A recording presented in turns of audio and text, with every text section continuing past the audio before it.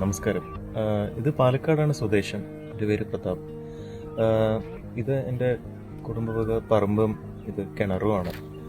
ഞങ്ങൾക്ക് കുറച്ച് വർഷം മുന്നേ കണ്ടിന്യൂസ്ലി ഒരു 2-3 ഇയേഴ്സ് വെള്ളത്തിന് നല്ലപോലെ കിണറിൽ തന്നെ ഷോർട്ടേജ് വരാൻ തുടങ്ങി. അതായത് വെള്ളത്തിൻ്റെ അളവ് നല്ലപോലെ താഴുക. നമ്മൾ മെയ് മാസമൊക്കെ അടുക്കുന്തോറും വെള്ളം നമ്മൾ വളരെ സൂക്ഷിച്ച് യൂസ് ചെയ്യേണ്ടതും വളരെ താഴ്ന്ന ലെവലിലേക്ക് എത്തുന്ന ഒരു രീതിയിലേക്ക് എത്തിത്തുടങ്ങി.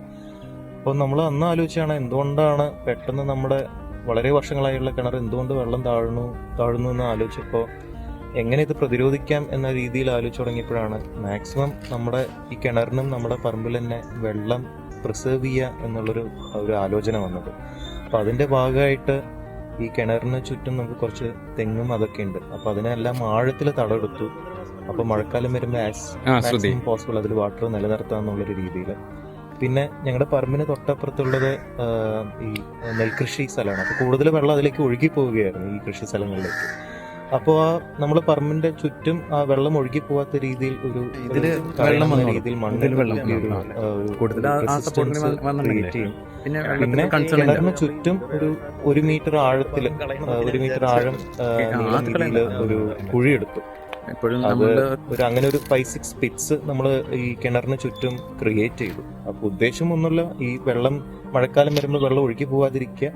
ഈ എടുത്ത 5-6 പിറ്റിലും ഈ കിണറിന് ഈ തെങ്ങിന്റെ തടങ്ങളിലായിട്ട് വെള്ളം നിലനിർത്തുക മഴക്കാലത്ത്. അങ്ങനെ ഈ കഴിയുന്നതിലധികം വെള്ളം ഭൂമിയിലേക്ക് ഇറങ്ങി ഈ കിണർ എന്താ പറയുക പരിപോഷിപ്പിക്കുക എന്നുള്ളതായിരുന്നു ഉദ്ദേശം.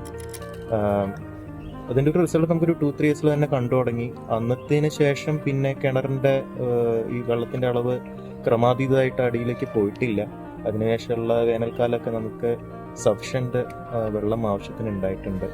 അപ്പോൾ നമ്മളതൊരു നമ്മുടെ സൈഡിൽ നിന്ന് ഒരു ചെറുതായി എടുത്തൊരു സ്റ്റെപ്പാണ്. അതിന് നല്ലപോലെ റിസൾട്ട് കണ്ടു തുടങ്ങി. ഇങ്ങനെയുള്ള ഒരു മോഡൽ മെഷർ നമ്മളെല്ലാവർക്കും ചെയ്തു കഴിഞ്ഞാൽ നമ്മുടെയൊക്കെ വീടുകളിൽ ഈ ഒരു ബുദ്ധിമുട്ട് ഇല്ലാതാക്കാം. നന്ദി.